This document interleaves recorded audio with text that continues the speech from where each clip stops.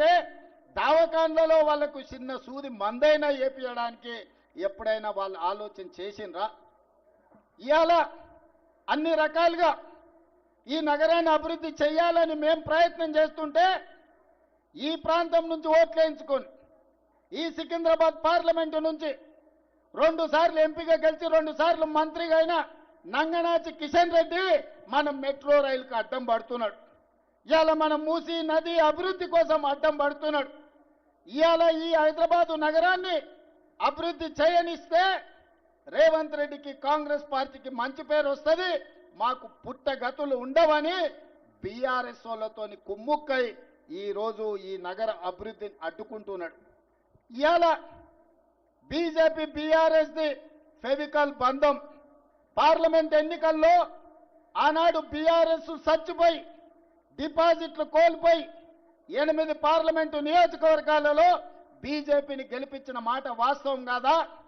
మహబూబ్ నగర్లో, చేవెళ్లలో, సికింద్రాబాద్లో, అదేవిధంగా మల్కాజ్గిరిలో, మెదక్లో, నిజామాబాద్లో, ఆదిలాబాద్లో, కరీంనగర్లో ప్రతి ప్రాంతంలో బీఆర్ఎస్ వాళ్ళు బీజేపీకి ఓట్లేసి 8 మంది ఎంపీలను గెలిపించారు.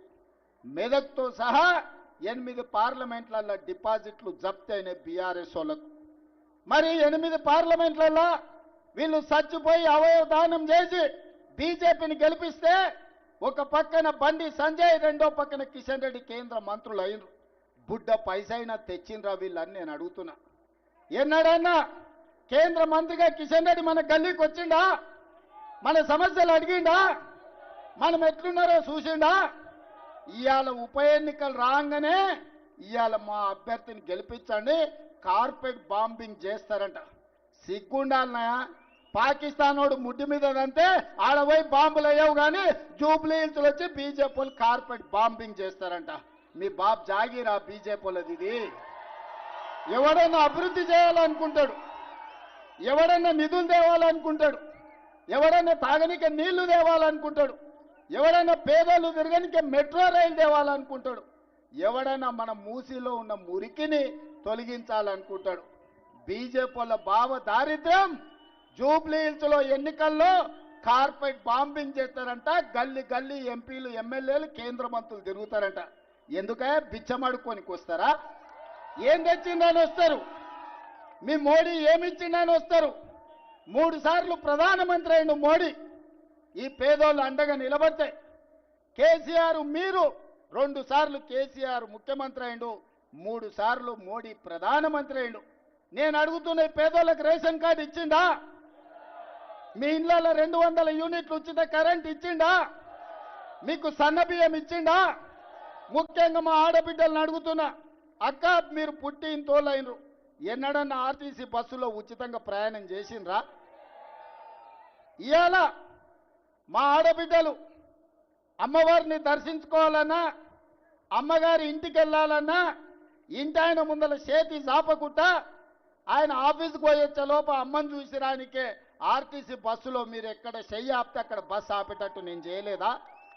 సోనం ఆశీర్వాదంతో మా ఆడబిడ్డలకు ఆర్టీసీ బస్సులో ఉచిత ప్రయాణం ఇయ్యలేదా? మా అక్కల్ని ఆలోచన చేయమని అడుగుతున్నా. ఇవాళ మేము మీకు ఆర్టీసీ బస్సులో ఉచితంగా బస్సు ప్రయాణం ఇస్తే ఆటో వాళ్ళని రెచ్చగొట్టి మా ఆడబిడ్డలకు ఆర్టీసీలో ఉచిత ప్రయాణం వద్దు, బంధు పెట్టాలని ఇవాళ బయలుదేరి ఇవాళ ఆటోలో తిరుగుతుర్రు. బిల్లా రంగాలు వచ్చిర్రు మీ బస్తీకి, బిల్లా రంగాలు ఆటోలో తిరుగుతుర్రు, ఫోటోలు దిగుతుర్రు. ఏందో వాళ్ళ కోరిక అంటే ఆడబిడ్డలకు ఆర్టీసీ బస్సు ఉచితం బంధు పెట్టాలని. నేను మా అక్కలకు ఒకటే మాట చెప్పదలుచుకున్నా. మా అక్కలు చాలా మంది మా పాలమూరు నుంచి అక్కడి నుంచి ఇక్కడి నుంచి వచ్చిన వాళ్ళే ఉన్నారు. మన అందరికీ రొట్టెలు చేసేది తెలుసు. పట్నం వచ్చినాక చపాతీ చేస్తాం. చపాతీ చేసినప్పుడు సలాకి ఎర్రగా కాల్చి బీఆర్ఎస్ తోడు వస్తే ఈపుల వాతలు పెట్టుర్రి. ఇవాళ బీఆర్ఎస్ కోటేస్తారంటే ఇవాళ మీ పిల్లలకు పెడుతున్న పువ్వ సన్న బియ్యం రద్దు అవుతాయి.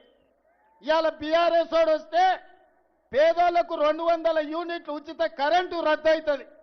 ఇవాళ ఇక్కడ 25,000 మందికి ఇచ్చిన రేషన్ కార్డులు రద్దు అయిపోతాయి. ఇవాళ మా ఆడబిడ్డల ఆర్టీసీ బస్సులో ఉచిత ప్రయాణం రద్దు అయిపోతుంది. ఇవాళ మన ప్రభుత్వం ఉంది, మనం పనిచేసుకుందాం, పేదోళ్ళకు పనిచేస్తాం. పోనీ నా ప్రభుత్వం వచ్చినాక చనిపోయిన మా మిత్రుడే 20 నెలల్లో ఈనాడన్న జూబ్లీ